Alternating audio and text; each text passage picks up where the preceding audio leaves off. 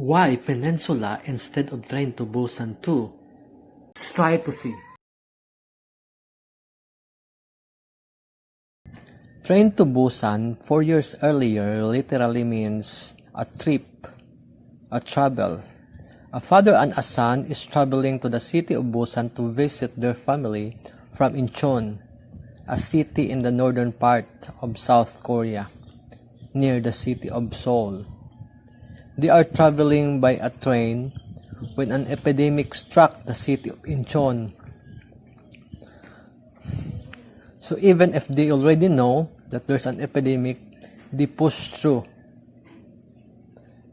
They push through their trip and they meet with hordes of zombies on the way.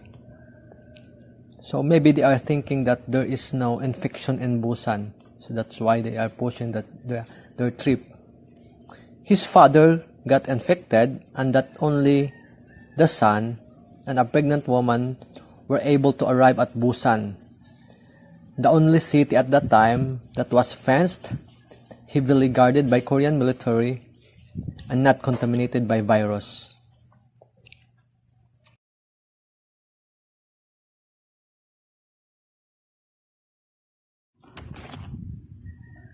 In Train to Busan 2, as popularly called by most of the viewers, or Peninsula as called by the producers, the city was evacuated few days later as it collapses from the infection of the virus. Why not Train to Busan 2 and why Peninsula? It boils down to the fact that the sequel do not involve a trip to Busan.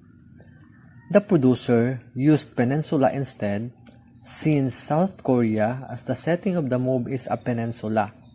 What is a peninsula?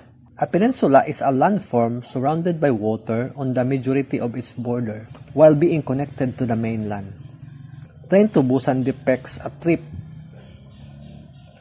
from the city of Incheon to Busan, and it depicts also how virus spread from Incheon to Busan. While in Train to Busan 2 or Peninsula depicts the situation or the condition of the peninsula under the infection of the virus.